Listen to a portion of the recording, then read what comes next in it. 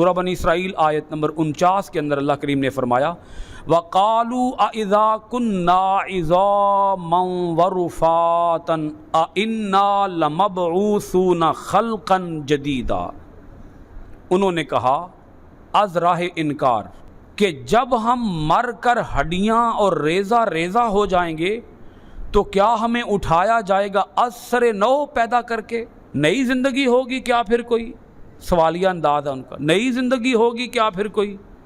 انسان نے ہڈیاں بن جانا ہے، گل سڑ جانا ہے، ہڈیوں کے بھی ذرات بن جائیں گے۔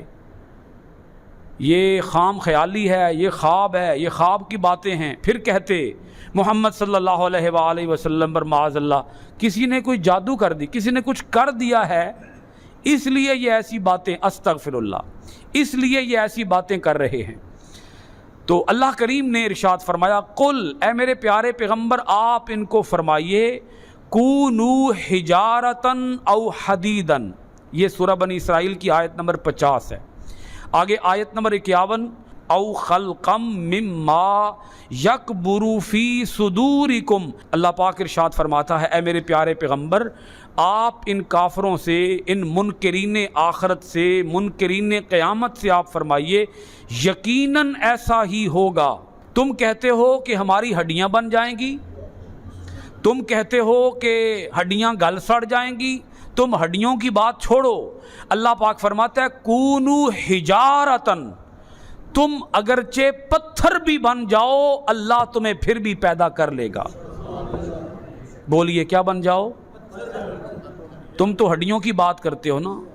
آگے فرمایا او حدیدہ، یا تم پتھر نہیں بلکہ کوئی لوہا بن جاؤ، لوہا۔ اب دیکھیں اللہ کریم کے بات سمجھانے کا انداز۔ تم سوچ رہے ہو کہ ہڈیاں بن جائیں اور ہڈیوں کے ذرے بن جائیں تو انہیں دوبارہ پیدا کرنا کیا ہوتا ہے؟ ناممکن سی بات ہے۔ ذروں کو کون پیدا کرے گا دوبارہ؟ اللہ پاک فرماتا ہے نہیں، تم ذروں کی بات چھوڑو، تم پتھر بن جاؤ، تم لوہا بن جاؤ۔ آگے آیت نمبر 51 کے اندر فرمایا او خلقم مما یکبر فی صدورکم، یا کوئی ایسی مخلوق بن جاؤ جس کا از سر نو پیدا کرنا تمہارے خیال میں بہت مشکل ہے، وہ تب بھی تمہیں پیدا کر لے گا۔ تم جو مرضی بن جاؤ، تمہاری حالت جو ہو جائے گی اللہ تمہیں پھر بھی پیدا کرے گا، تمہاری حالت جو بھی ہو جائے گی۔ تم ذروں کی بات چھوڑو، پتھر بن جاؤ اللہ تمہیں تب بھی پیدا کر لے گا، تم لوہا بن جاؤ وہ تمہیں تب بھی پیدا کر لے گا۔ یا تمہارے خیال میں جس چیز کو دوبارہ پیدا کرنا بہت مشکل کام ہے، تم وہ بن جاؤ اللہ تمہیں تب بھی دوبارہ پیدا کرے گا۔ اب یہاں یہ بات سمجھ لیجئے کہ اللہ کریم نے لوہے کا اور پتھر کا ذکر کیوں فرمایا؟ یہ اس لیے ذکر فرمایا کہ ہڈیوں میں تو پھر بھی کبھی نہ کبھی جان رہی، ہڈیوں میں تو پھر بھی کبھی نہ کبھی جان رہی۔ آج جان نہیں ہے، پہلے جان تھی۔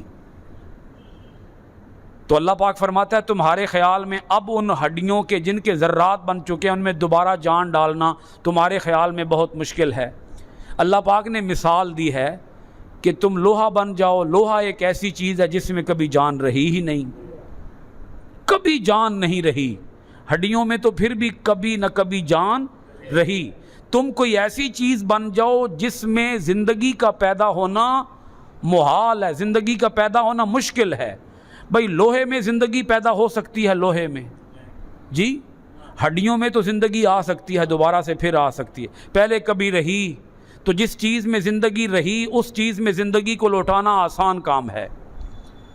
لوہے میں تو کبھی زندگی رہی ہی نہیں، پتھر میں تو کبھی زندگی رہی ہی نہیں۔ اللہ پاک فرماتا ہے تم کوئی ایسی چیز بن جاؤ جس میں کبھی زندگی کا نام و نشان تک نہیں رہا، تم وہ کوئی چیز بن جاؤ اللہ تمہیں پھر بھی پیدا کر سکتا ہے، کیونکہ اس کی قدرت سے کچھ بھی باہر نہیں ہے، نہ اس کے علم سے کچھ باہر ہے اور نہ اس کی قدرت سے کچھ باہر ہے۔ بھائی دیکھیں نا، جو جتنا بڑا کاریگر ہوتا ہے آپ اس کے پاس بھلا جتنا مشکل کام لے جائیں، اگر کاریگر بڑا ہوگا تو وہ کہے گا میرے لیے تو یہ کام بہت آسان ہے۔ آپ کے خیال میں جتنا مشکل کام ہو، کاریگر بڑا ہو تو وہ تو یہی کہے گا کہ یہ کام میرے لیے بہت، میرے لیے کیا مشکل ہے۔ تو اللہ پاک کتنا بڑا کاریگر ہے، اس نے اتنا بڑا جہان بنا دیا، اتنا بڑا جہان، اتنا بڑا سورج، اتنا بڑا چاند، نظام شمسی، نظام قمری، نظام جمادات، نظام نباتات، نظام حیوانات، نظام انسان، نظام ارضی، نظام سماوی، دریاؤں کا نظام الگ، سمندروں کا نظام الگ، پہاڑوں کا نظام الگ، چرند پرند کا نظام الگ، جانوروں کا نظام الگ۔ تو وہ رب فرماتا ہے جس نے اتنے بڑے بڑے نظام بنا دیے ہیں، اس کے لیے اتنے چھوٹے سے انسان کو ایک دفعہ مار کے دوبارہ پیدا کرنا اس کے لیے کیا مشکل کام ہے؟ تمہارے لیے مشکل ہے، تمہارے لیے، تم اپنے بارے میں سوچتے ہو کہ انسان سے یہ کام نہیں ہو سکتا، انسان سے اگر یہ کام نہیں ہو سکتا تو تمہارے خیال میں اللہ سے بھی نہیں ہو سکتا۔ اللہ پاک فرماتا ہے تم انسان ہو، اللہ ہے، تم نہیں کر سکتے، وہ سب کچھ کر سکتا ہے۔ تم عاجز ہو، وہ عاجز نہیں ہے۔ تم اس کے محتاج ہو، وہ کسی کا محتاج نہیں ہے۔ وہ تمہیں سب کچھ دینے والا ہے اور وہ کسی سے کچھ لینے والا نہیں ہے۔ سارا کچھ اس کے پاس ازل سے ہے، ابد تک رہے گا۔ اللہ پاک فرماتا ہے اے میرے پیارے پیغمبر، آپ ان مشرکین کو، ان کفار کو جو آخرت کے عقیدے کا، باس بعد الموت کا انکار کرتے ہیں، آپ ان کو فرما دیجئے، ان کے اس مغالطے کا جواب دیجئے کہ ہڈیاں بن جائے انسان، ہڈیوں کے بھی ذرات بن جائیں، اللہ کے لیے تب بھی دوبارہ پیدا کرنا ذرہ برابر بھی مشکل کام نہیں ہے۔ اب یہ ان کا ایک سوال ہو گیا اور ایک جواب ہو گیا۔ اب ان کا اگلا سوال سنیے، اگلا سوال وہ بھی انداز سوالیہ ہے، لیکن وہ سوال کے انداز میں عقیدہ آخرت کا در حقیقت انکار کر رہے ہیں۔ مذاق کرتے ہوئے وہ پھر انہوں نے کہا، اگلی بات کہی، فَسَيَقُولُونَ۔ اب یہ دیکھیں اللہ کریم نے ارشاد فرمایا اے میرے پیارے پیغمبر، جب آپ ان کو یہ بتائیں گے نا کہ تم ہڈیوں کی بجائے پتھر بن جاؤ یا لوہا بن جاؤ، اے میرے پیارے پیغمبر جب آپ ان کو یہ بتائیں گے نا، آپ سے وہ ایک اور سوال پوچھیں گے۔ کیا پوچھیں گے؟ فَسَيَقُولُونَ، وہ کہیں گے مَن يُعِيدُنَا، اچھا یہ بتائیں یہ کام کون کرے گا، ہمیں کون دوبارہ پیدا کرے گا، کون دوبارہ لوٹائے گا زندگی میں، یہ کون کرے گا؟ یہ پوچھیں گے آپ سے۔ قل، اے میرے پیارے پیغمبر آپ ان کو فرما دیجئے، قل الذی، آپ ان کو فرما دیجئے گا، قل الذی فطرکم اول مرہ۔ یہ بڑی دلچسپ اور ایمان افروز بات ہے۔ اس کا جواب سادہ سا بھی ہو سکتا تھا، اللہ۔ اے میرے پیارے پیغمبر آپ سے وہ پوچھیں گے کون ہمیں دوبارہ پیدا کرے گا، تو اس کا جواب کیا ہو سکتا تھا؟ اے پیغمبر آپ ان کو فرما دیجئے گا دوبارہ پیدا کرے گا اللہ۔ یہ جواب ہو سکتا تھا نا، لیکن نہیں، اللہ پاک نے یہ جواب نہیں دیا، ٹیکنیکلی جواب دیا ہے۔ جیسا سوال ہے ویسا جواب ہے۔ کون زندہ کرے گا؟ تو اللہ پاک نے فرمایا اے میرے پیارے پیغمبر آپ ان کو فرمائیے گا الذی فطرکم اول مرہ۔ اللہ پاک نے یہاں اپنا نام لیا ہی نہیں ہے، بلکہ اپنی شان کا اظہار کر دیا ہے، اپنی قدرت کا بیان کر دیا ہے، تاکہ ان کو بات کی بولیے کیا آ جائے، سمجھ۔ کیا فرمایا؟ الذی، وہ پیدا کرے گا، وہ الذی جس نے فطرکم تمہیں بنایا اول مرہ، پہلی مرتبہ،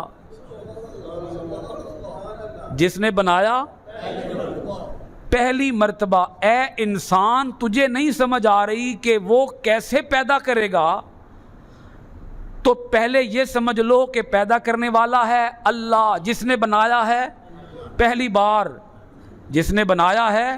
تو جس نے پہلی بار بنایا وہی دوبارہ بھی بنائے گا نا، وہی کاریگر ہے، دوسری بار کا بھی کاریگر وہی ہوگا، وہی بنائے گا، انجینئر وہی ہوگا، ٹیکنیک اسی کی ہوگی، قدرت اسی کی ہوگی، کاریگری اسی کی ہوگی، حکم اسی کا ہوگا۔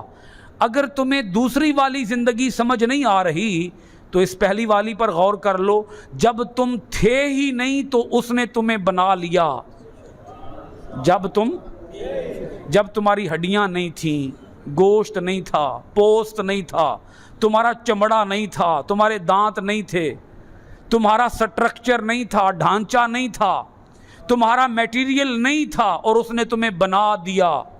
تو جس نے تمہیں پہلی بار نیست سے ہست کر لیا ہے، عدم سے وجود بخش دیا ہے، اس کے لیے دوسری بار کون سا مشکل کام ہوگا؟ اس کے لیے نہ پہلی بار مشکل تھا، اس کے لیے نہ. یہ عقیدہ قرآن مجید کے اندر ایک بار بیان نہیں کیا گیا، بارہا مرتبہ بیان کیا گیا. آپ یقین فرمائیے، آج ہم ہیں مومن، مسلمان ہیں، نماز بھی پڑھتے ہیں، روزہ بھی رکھتے ہیں، ہم زکوٰۃ بھی ہم دیتے ہیں، حج بھی ہم کرتے ہیں، لیکن آخرت کا عقیدہ ہمارا کمزور ہے. بولیے کیا ہے؟ لگے ہوئے ہم اسی زندگی کے پیچھے ہیں، پھر بھی یہ مانتے ہوئے کہ یہ تھوڑی سی ہے، اس نے ختم ہو جانا ہے، اس کے باوجود ہم پھر بھی سارے جتن اسی کے لیے کر رہے ہیں.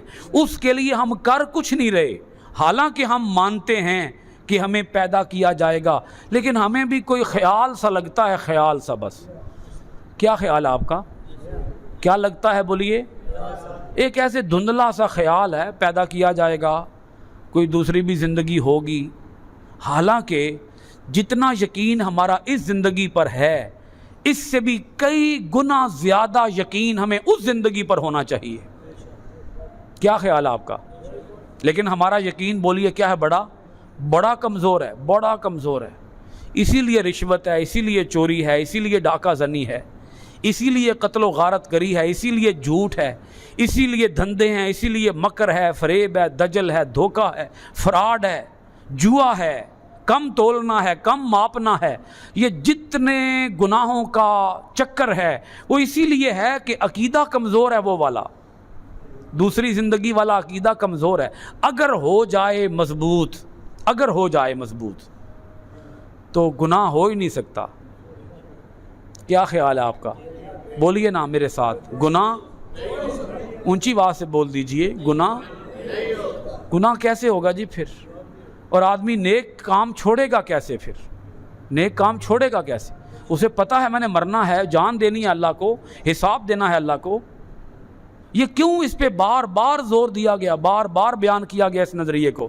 مرنا ہے، تمہیں مرنا ہے، مرنے کے بعد تمہیں دوبارہ اٹھنا ہے، تمہیں زندہ کیا جائے گا. تمہیں نہیں سمجھ آ رہی کہ تمہیں کیسے زندہ کیا جائے گا، تو یہ سمجھ لو جیسے تمہیں پہلے پیدا کیا گیا ایسے ہی تمہیں دوبارہ بھی پیدا کیا جائے گا. بھائی بات سمجھ آ گئی؟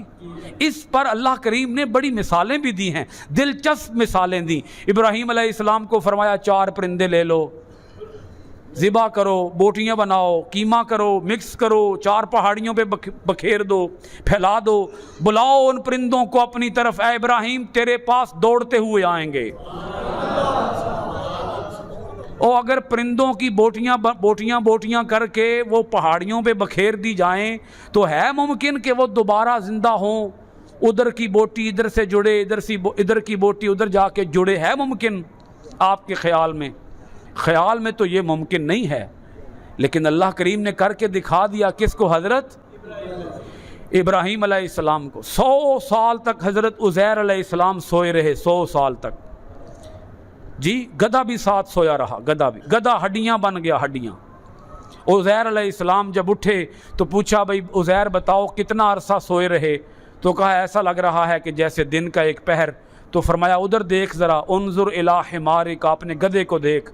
جب دیکھا کہ وہ تو ہڈیاں بن چکا ہے تو پھر حضرت عزیر علیہ السلام کو بات کی سمجھ آئی کہ نہیں، یہ دن کا کوئی پہر تو نہیں ہے، طویل زمانہ گزر چکا ہے، طویل زمانہ. تو فرمایا اے عزیر جیسے ہم نے تمہیں 100 سال سلا کے پھر تمہیں جگا دیا ہے، تو ایسے ہی ہم انسان کو مارنے کے بعد دوبارہ کیا کر دیں گے.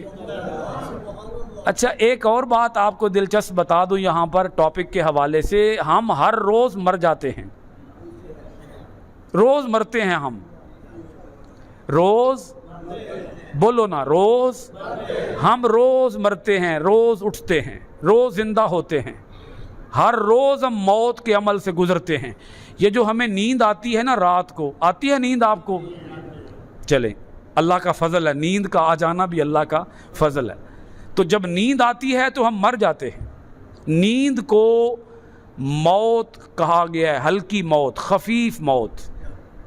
نیند کو خفیف موت کہا گیا ہے. الحمدللہ الذی احیانا بعد ما اماتنا والیہ النشور. آپ کو پتہ ہے میں نے کیا پڑھا ہے؟ کون سی دعا؟ سونے کے بعد اٹھنے کی دعا ہے. یہ جب جاگ آئے نہ جاگ تے سون دی دعا بھلا کی ہے. سون دی یہ تو ہے سونے کے بعد اٹھنے کی دعا. سونے کی کیا ہے؟ جب سونے لگیں، سونے سے پہلے بِاسْمِكَ أَمُوتُ وَأَحْيَا، بِاسْمِكَ أَمُوتُ وَأَحْيَا. اے اللہ میں تیرے ہی نام پر مرنے لگا ہوں اور تیرے ہی نام پہ اٹھ جاؤں گا. بِاسْمِكَ أَمُوتُ، میں مرنے لگا ہوں مولا تیرے نام پہ. یہ آپ رات کو پڑھ کے سوتے ہیں، اے اللہ میں مرنے لگا ہوں. وَأَحْيَا، اور صبح اٹھوں گا تیرے ہی نام سے اٹھوں گا، تیرے ہی نام سے اٹھوں گا. ہم ہر روز مرتے ہیں. اور بھائی جس کو دوسری زندگی کی سمجھ نہیں آ رہی، مرنے کے بعد دوبارہ زندگی کی سمجھ نہیں آ رہی، وہ ہر روز کی رات کی نیند پہ غور کر لے. جیسے مرنے کے بعد یعنی سونے کے بعد دوبارہ اٹھ جاتے ہیں نا، ایسے ہی مرنے کے بعد پھر اٹھ جائیں گے. اللہ اٹھائے گا، اللہ زندہ کرے گا اور ہر ایک کو زندہ کرے گا. کوئی ایسا انسان نہیں ہے جو دوبارہ زندہ نہیں ہوگا. اب آگے اللہ کریم نے ایک اور اعتراض کا بیان فرمایا. اے میرے پیارے پیغمبر، جب آپ ان دو سوالوں کا جواب دے چکیں گے. پہلا سوال کیا تھا؟ انسان کی بن جائیں گی ہڈیاں، تو کون انسان کی بن جائیں گی ہڈیاں، تو کیسے انسان کو زندہ کیا جائے گا؟ اللہ پاک نے جواب دیا تم ہڈیوں کی بجائے پتھر بن جاؤ، لوہا بن جاؤ یا کوئی بھی اور چیز بن جاؤ، اللہ تمہیں پیدا کر سکتا ہے. پھر ان کا دوسرا سوال کون زندہ کرے گا؟ تو فرمایا وہ جس نے تمہیں بنایا ہے پہلی بار. اب تیسرا ان کا اعتراض سنیے. تیسرا ان کا اعتراض یہ تھا، مانے اب بھی نہیں ہیں، حالانکہ پہلے سوال کے جواب پر ہی ان کو مان جانا چاہیے تھا. نہیں مانے، دوسرا سوال کیا، جواب ملا، نہیں مانے، تیسرا سوال کیا. تیسرا سوال اللہ کریم فرماتا ہے فَسَيُنْغِضُونَ إِلَيْكَ رُؤُوسَهُمْ، پس وہ حیرت سے آپ کی طرف دیکھ کر اپنے سروں کو جنبش دیں گے، حرکت دیں گے. وَيَقُولُونَ، اور پوچھیں گے، مَتَىٰ ہوا، ایسا کب ہوگا؟ قل، اے پیارے پیغمبر آپ ان کو بتا دیجئے گا، عَسَىٰ أَن يَكُونَ قَرِيبًا، شاید اس کا وقت بڑا قریب ہے، شاید اس کا وقت بڑی جلد یہ کام ہونے والا ہے، دور نہیں ہے، بس ایسے ہی آنن فانن یہ کام ہو جائے گا، ان قریب یہ کام دور نہیں ہے. موت آئے گی، موت کے بعد دوبارہ زندہ کیا جائے گا، یہ کام کوئی زیادہ دور نہیں ہے. اب میں آپ کی خدمت میں یہ عرض کروں کہ یہ جو 3 آیتیں میں نے ابھی پڑھی ہیں سورہ بنی اسرائیل کی، آیت نمبر 49 سے لے کر آیت نمبر 51 تک، کتنی آیتیں بن گئیں؟ 3، 49، 50 اور 51. ان 3 آیتوں کے اندر 3 ہی ان کے مشرکین کے اعتراضات ہیں اور پھر نبی اکرم صلی اللہ علیہ وآلہ وسلم کے جوابات ہیں. اچھا، صیغہ اللہ کریم نے جب استعمال کیا ہے تو وہ مستقبل کا استعمال کیا ہے، یعنی اے پیارے پیغمبر وہ آپ سے پوچھیں گے، آپ ان کو یہ بتائیے گا. مستقبل کی بات ہو رہی ہے، اس کا مطلب ہے ابھی انہوں نے پوچھا نہیں ہے، ابھی وہ پوچھیں گے، تو یہ مستقبل کی خبر ہو گئی. اب جب یہ آیت آئی، کافروں نے یہ آیت سنی، تو اگر کافر یہ سوال نہ پوچھتے، اگر یہ سوال نہ پوچھتے تو ان کے نہ پوچھنے کی وجہ سے قرآن کی یہ خبر معاذ اللہ جھوٹی ہو سکتی تھی، اور وہ جھوٹا کر سکتے تھے. مثلا نہ پوچھتے، وہ کہتے جی ہم نہیں پوچھتے، جائیں آپ.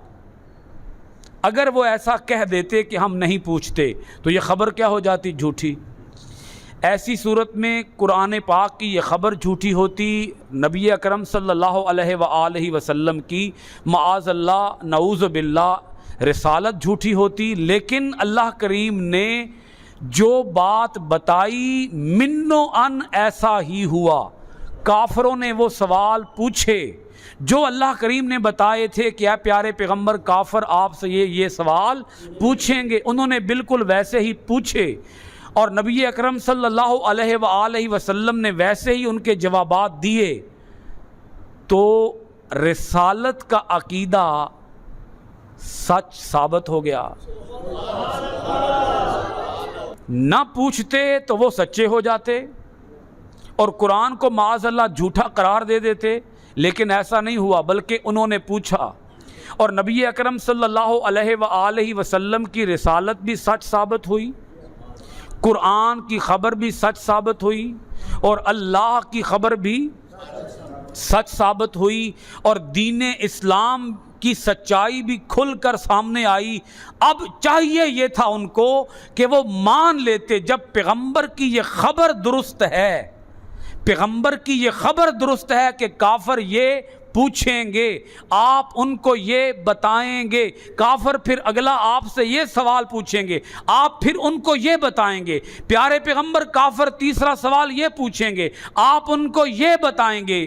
انہیں چاہیے تھا سمجھ جاتے کہ جو کچھ اللہ نے فرمایا وہی ہم پوچھ رہے ہیں، اور جو کچھ رسول پاک ہمیں بتا رہے ہیں، اگر خبر سچی ہے، خبر کہ کافر یہ پوچھیں گے، تو رسول جو عقیدہ بتا رہے ہیں کہ مرنے کے بعد تمہیں دوبارہ زندہ کیا جائے گا، ثابت ہوا یہ عقیدہ بھی درست ہے۔ پھر جب خبر سچی ہے تو خبر دینے والے کا نظریہ اور عقیدہ بھی کیا ہے؟ سچا ہے، لیکن نہیں، کافروں کی عقلوں پر کیا تھے؟ پردے، مہریں لگ چکی تھی۔